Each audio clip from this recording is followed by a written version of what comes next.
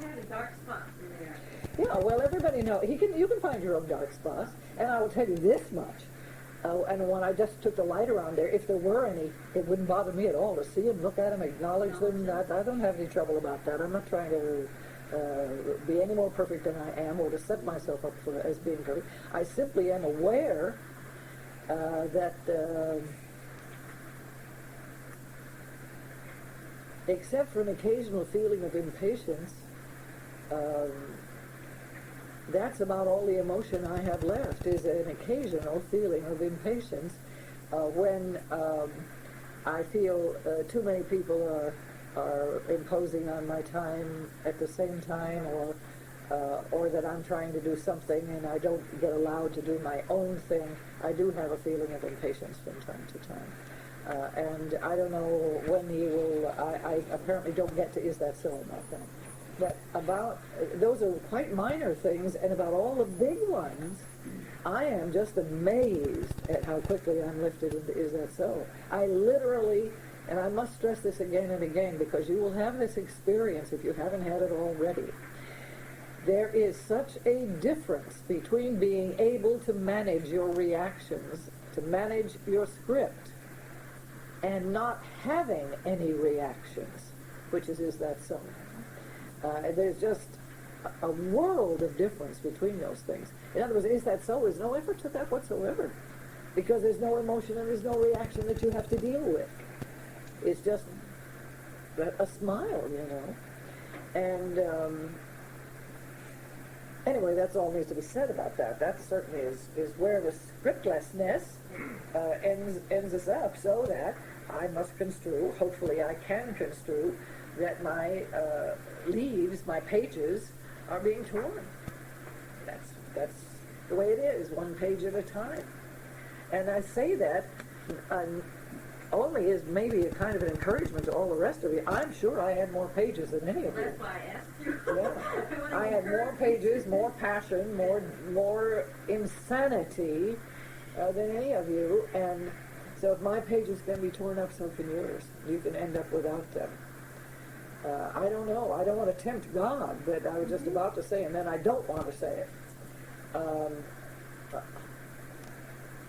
I don't know what he would throw at me that would really make me want to move out of that is that so position. I can't think of anything attractive enough or frightening enough in the 3D world that it would make me want to leave the position, the state of consciousness of is that so. I like it there. It's very attractive and very comfortable. Now then, excuse me? Yes, it's going. I think. Yeah, it's going. So that step 3 is accept.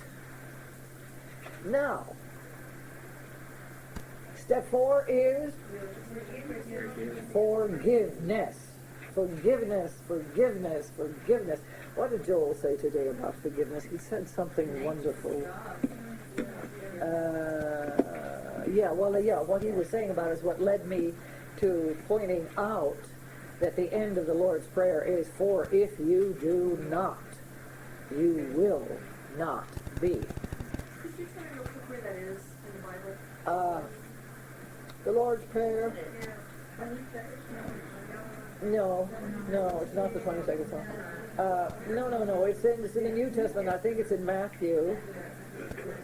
Come to the house afterward. I have my concordance. We can find it for you quickly. He said the judgment of man is forgiveness. The what? The judgment of man is forgiveness. Judgment of God is forgiveness. Yeah, we had it in a class when we had Judge Not. That if you go within and ask Father to give you the judgment, you'll only get one. This is my beloved Son in whom I am well pleased. That's the only judgment God ever makes. And then we had beyond that, we had, how do you dare judge? How do you dare judge what God does not? Whether it be yourself or your brother. How do you dare lay a judgment when God doesn't? I mean, that's placing yourself higher than God. Okay, so step 4 is realization of forgiveness. the realization of forgiveness, and realization is the key word, because it has to be realized. In short, it has to be actuated and become actual in your experience. How do we get that? Well, there are some rationalizations that will lead us there. One is, I had no power not to radiate my script. I literally couldn't help it. I was the victim of it myself. It was in me. It was radiating. It's governed my life. I've been powerless against it forever. I had no power not to radiate my script, which is to say, I had no power not to create an event. My script constantly is creating my events that fit my script. And as long as I am in its grip, I have no power not to create events. Event after event after event after event, I will create and create and create. I will continually create events that will read my script back to me. See that? The script is mind. And mind is created in the 3D world. Yes? Can you clarify for me, isn't that still in part of 3 of taking responsibility? No, it's a logical conclusion of 3. Yeah, because I've noticed that when I have been successful at taking full responsibility, the forgiveness is there already. That's right. You said the I mean, realization. 4 just absolutely drops in the slot if you really accomplish 3. And the thing that I see that really applies to 4 is realizing to take it in and make sure the treatment is done. But is that even... Well, it doesn't matter, because these things are so close together that, but they do follow in sequence. Yeah. You have to accept responsibility before you can then begin forgiveness. I know that well. So that's why it's step 4, Yeah. is because acceptance has to be total I know. before you can move to the realization of your lack of responsibility. Yeah. It just hit me. Acceptance is total. That is really taking the thorn out. Just Absolutely. completely. Yeah. But it's not doing anything out of the other person. It's realizing it in yourself. No, it does take it out of the other person. Because believe you me, and again I can speak from, this is an actual experience. When I removed from Edward all responsibility for my script and his reading of it, it was only 3 days until he came to me and said, "My God, what's happened to you? You are so different.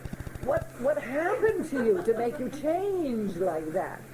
And I said, "I just saw that you're not responsible for my script." And he said, "Oh, I never was." And I said, "That's right. I never was." But that's when he began to be a happy man. Yeah. See, he began to be a happy man. That's when he was able to say to somebody, "We are getting along perfectly." So it really does free that person. It frees the person from this horrible burden. We've just been discussing how angry you are with yourself when you read a script back. Because having to read it back at a subtle level makes you feel powerless. So Edward, having to constantly be the perfect reader of my script, is actually being dominated and manipulated by my script, and he feels it and doesn't like it and resists it and resents it and hates me for it, though he doesn't know how to do anything about it. So he was being manipulated, you see? So when you stop manipulating somebody, you have made them happy. Yeah. You have liberated them. See that? Yeah. You've liberated them. And their tone level just goes sky high from that. It's a wonderful sense of freedom that you pass to your brother to take the responsibility for your script off his shoulders. See that? Yeah. But that has to be a realization. Now the forgiveness is involved in, after having accepted 100% responsibility, you realize that at the moment, at the time given your head, you were not responsible. You also had no choice. And now you can forgive yourself. Forgiveness comes with the understanding of one statement. He had no choice. You will forgive your brother when you can see he had no choice, and you will forgive yourself when you can see that you had no choice. See that? Do you see that? As long as your script existed, you were its victim and you had no choice. You had to go along with the play the way it was written. You couldn't change any of the lines. Now then, so that you realize he didn't have any power not to read it back. I didn't have any power not to radiate it out. How is it difficult to forgive then? If somebody is powerless to do otherwise, who's to blame? Where's the blame to be fastened? If nobody has a choice, right? That he doesn't have a choice but to read it, and you have no choice except to radiate it out until you do. Now, this realization then of no choice, no power, brings the healing, and the pain goes away. So the step 4 dissolves pain.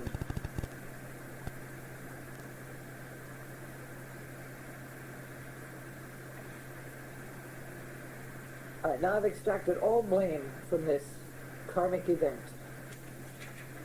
But that's not the end of it. Now there's no anger, there's no bitterness, there's no resentment, there's no hatred, there's no jealousy, there's no garbage in operation. But it isn't healed yet, because we have to have a solution. So step 5 is drop all concern. Now, look here. If you're going to Marin County from San Francisco, and here you are in your car, and all of a sudden the cops come along and say the bridge is closed. Is there any reason for you to be concerned? It's out of your hands, isn't it? So you can drop all concern because it has been taken out of your hands. You have gone to the place where the solution is. And that takes it out of your hands. However, when you get to the place where the solution is, a very interesting thing happens. You find out I am the solution. Why? Why do you know that? How do you know that absolutely that I am the solution? Because you created the problem. Because I am the cause. A logical necessity. If I am the cause, I am the solution. And once again, I have to accept the responsibility for that. I am the solution. So if there is no solution, it's nobody's fault but mine. Especially since I have such good methods to achieve that. Now, the minute that you can go and drop all concern and recognize I am the solution, you are in 4D. And that's where the solution comes from. Love. And now, and only now, in step 6, do you have the power to refrain from reading back your brother's script. Yes. Step 5. You have that recognition that, wait a minute, I don't have to be subject to this script again because I am the solution because I don't have to do that anymore. That's right. Is that taking dominion? Absolutely. That's like what taking Well, dominion. No, it isn't taking, because that's an act. Uh-huh. But it is a realization that you have dominion. Right. And that as long as you do the act, Right. then You see, that's the same as saying that it's a logical necessity that if I'm the cause, I'm the solution. See, that's a logical necessity.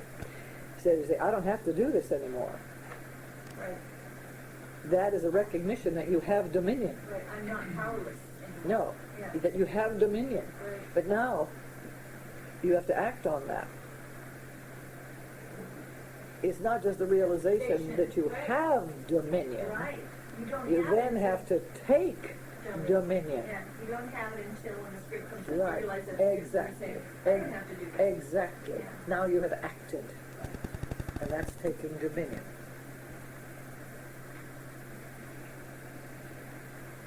If you can make it to step 7, you also have the power not to react to your own script, even when it gets in gear. You didn't go over 6. Over I 6? interrupted you. I'm talking about 6. Oh, I thought you were. Talking about 6 is 4th dimension. And now you are spiritually adept. You do not have to read anybody's script back. You're able to refrain, and you're able to refrain from being dominated by your own script even when it's functioning. In short, you can manage. Yes. Okay, let's talk about the model we have of the funnel, because I Yeah. see love, Right. antenna. Right. Okay, so I'm there. Yeah. And so what's happening is that when the guy's script is, happening, I don't have, how could I, if I'm in love, how could I possibly read his script? You can't.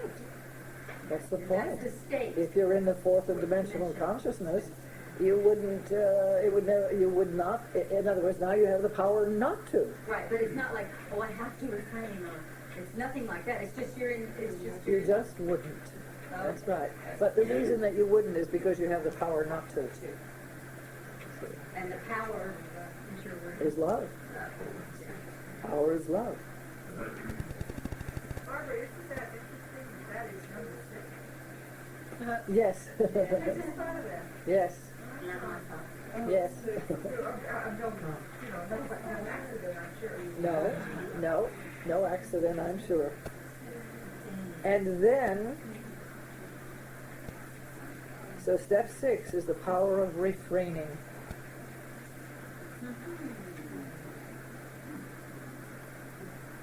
The power of non-participation.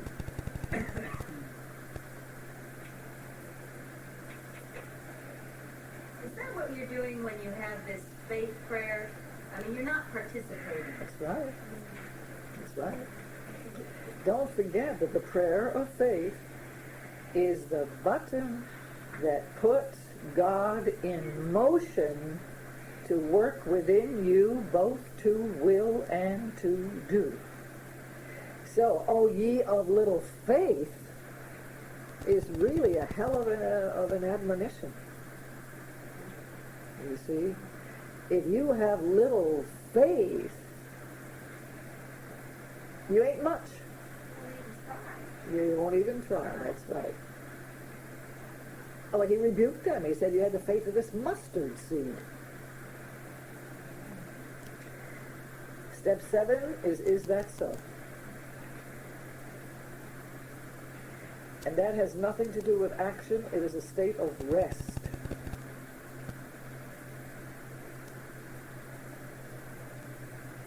And you can't get there except by going through steps 1 through 6. And even when you get there, you are lifted there. You can't push yourself there. That's a state of consciousness. It's a gift of God in reward for doing all your hard work.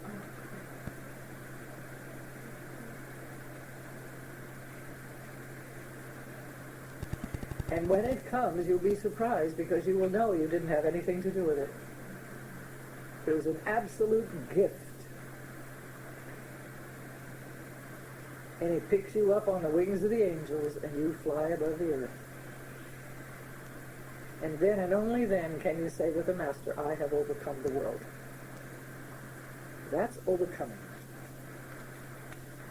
Now, that also means you have become the circumcised. You are no longer of the earthly. And at that time you know that what is then true about me is true about every man, woman, and child on the face of the earth. And that the path you trod is the path they can trod to their freedom. In the 7th mansion, God is functioning itself as your awareness, your mind, and your body without friction. When we can stay there,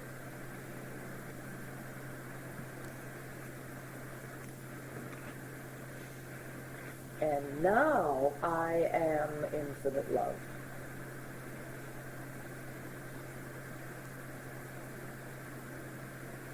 There ain't any other kind. If it's love, it's infinite.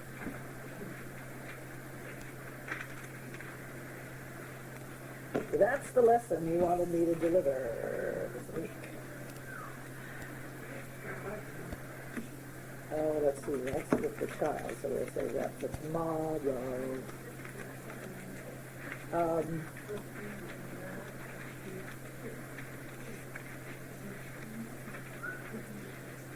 Tomorrow we will deal with the child and the adult. We'll do a good review on that. And I want to talk a little bit about back on the script, step 3, which is accept. Part of the rationalization in step 3 is, if someone read my script, it is because I set them up and they didn't have a choice. If you're hung up, it's on step 3.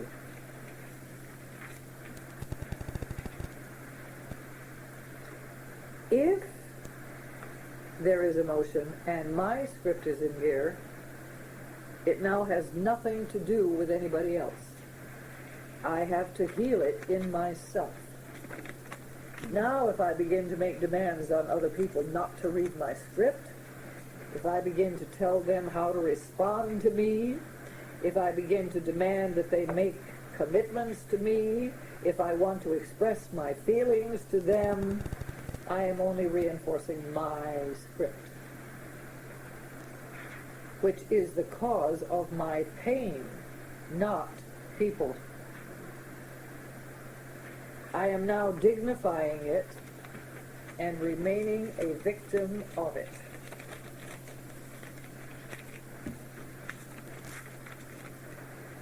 And I have a word or two about step 6, which is non-participation.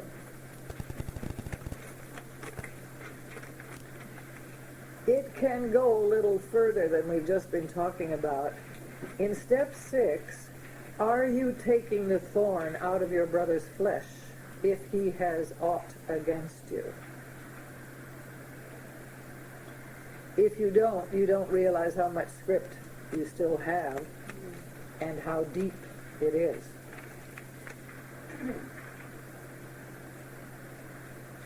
Script in gear permits of no solution. Script in gear permits of no solution. That means if, as Sylvia did, she continues in her script. Once it's in here, and you are not using the 7 steps to manage it, there is no possible solution while the script is in here. Only victims, you and everybody else. Script in gear permits of no solution. Okay, hit me, please. Look, I was thinking about probably my problem. What really helped me and convinced me about script was seeing its nature as evil. Oh, I hope so. Yeah. I have really been like a broken phonograph record on that. If I can only get you to see that your script is evil. So when we get past the 3rd dimension through these phases, we're out of the 3rd dimension, and good and evil, Don't hit exist. fantasy, Right. Right. and then 4th dimension. But don't forget that your script is composed of good and evil. Yep. That's what I'm figuring out. That's exactly what it is. consists This of. is integrating incredibly all these things Right. I'm learning. Yes. That is precisely why it's script. Yep. Is because it contains nothing but good and evil. So we can not destroying good and evil, then we'll stop the script before it starts. Well, that'll depend on you individually. We'll see how well you do with I that. think it's a possibility. Yeah, Like, yeah. Getting it Yeah, yeah, from yeah. both sides. Look here. What would happen now? What would happen if you are able to destroy your concept of good and evil? I wouldn't have a script. You that's wouldn't all. have a script. That's what I'm saying, it's like, Right. so you're giving us methods no matter what. Right. And in fact, that's laying the axe at the root of the tree, you see. So that you can leap past all the script work. If you can, right now, give up every concept of good and evil. And if we do that for the world, imagine what we're doing to the script of the world. Oh, absolutely. And they will be scriptless too. Because the script consists of your good and your evil. See that? So by all means, go for the brass ring and lay the axe at the root of the tree and don't bother with script if you can stop it at good and evil. Then what difference does it make what says on the pages? What kind of good? What kind of evil? You know, what difference does that make? If the whole concept of good and evil is gone, you won't have a script. You won't have one. Okay? Yes, Kitty? I have a question. Okay. This whole thing deals with the evil of our script. No, there's good in script. There's good in your script. But I want you to see that good and evil are evil.